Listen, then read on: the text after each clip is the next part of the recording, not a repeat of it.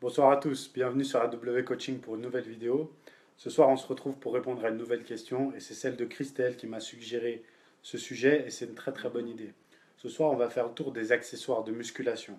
Les accessoires que vous pouvez utiliser lors de votre séance qui vont vous aider à être plus performant et aussi à vous préserver des blessures qui peuvent arriver ou même à vous protéger si vous avez déjà des pathologies comme des tendinites ou des faiblesses à certains endroits. On va faire ensemble un petit peu le tour du matériel qui peut vous être utile en salle sans que ça vous coûte un bras et tout en vous aidant à progresser dans votre but de transformation physique.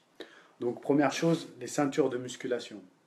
On ne va pas en parler aujourd'hui puisque j'ai fait une précédente vidéo déjà sur les ceintures où j'ai parlé des ceintures de maintien lombaire et des ceintures de force.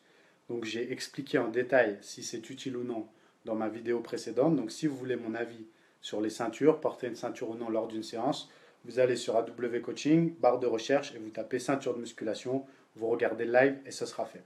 Aujourd'hui, on va plus parler d'autres outils. Alors première chose que je vais vous montrer, qui est pour moi un outil essentiel à avoir lorsque vous pratiquez la musculation, c'est ce qu'on appelle les sangles de tirage. Les sangles de tirage. Les sangles de tirage, qu'est-ce que c'est? Alors en fait, c'est quelque chose qui se place comme ceci autour du poignet. Pour ceux qui ne connaissent pas, on le fait rapidement. Hop, vous la placez comme ceci. Et en fait, elle va servir, vous allez l'enrouler autour de la barre, à l'inverse de votre prise, c'est-à-dire que dédicace à Lucille, qui a mis 3 ans à les mettre la première fois, c'est pas évident, elle se met à l'inverse de la prise, c'est-à-dire que si vous prenez dans ce sens, la bande s'enroule dans ce sens. Et en fait, ces sangles vont vous servir à soulager la prise. Parce que vous aurez remarqué, lorsque vous allez travailler avec des charges lourdes, lourdes pour vous bien sûr, lorsque vous allez faire le dos, eh bien, vous allez tétaniser des avant-bras, des mains, des biceps. Et au final, ce sont vos mains, vos avant-bras et vos biceps qui vont vous limiter par rapport au travail du dos. C'est-à-dire que vous n'allez pas pouvoir prendre aussi lourd que possible à cause de vos mains et de vos avant-bras. Si vous avez des petites mains comme moi en plus, c'est vraiment galère. Donc, dédicace à Chris qui va se foutre de la gueule de mes mains.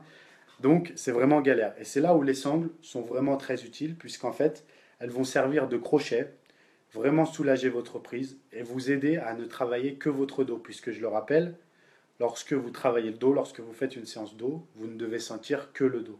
Vous ne devez pas sentir les biceps, sinon c'est que votre exécution est mauvaise. Ok? Donc les sangles de tirage. Alors, celles-ci sont des professionnelles, c'est-à-dire qu'elles sont vraiment très épaisses et qu'elles ne cassent pas même avec des charges lourdes. C'est la marque Gasp. Selon votre niveau, vous pouvez en trouver sur les sites tels que Bulk Powders, MyProtein, etc. pour 6, 8, allez, 10 euros. Celles-ci coûtent 20 euros et c'est des pros. L'avantage de celles-ci, c'est qu'elles ne casseront pas. Les MyProtein ou Bulk Powders risquent de casser avec des charges lourdes. À la longue, ça s'use.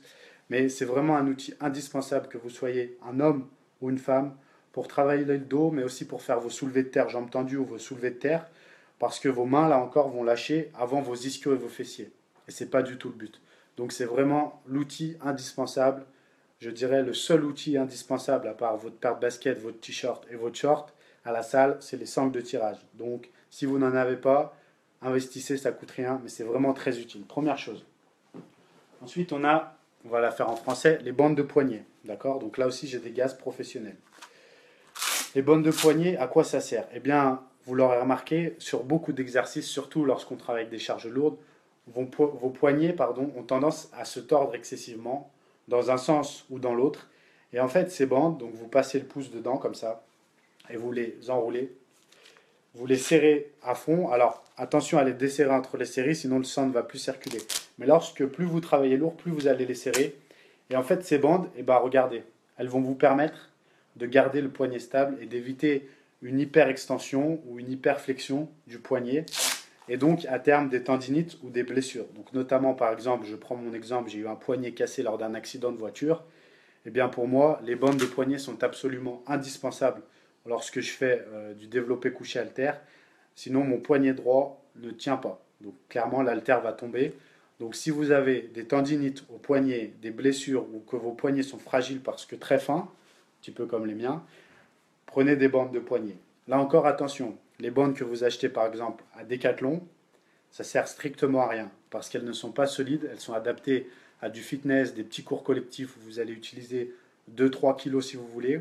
Mais là, investissez dans des bandes. Donc vous avez Gasp, là encore, c'est peut-être un peu cher.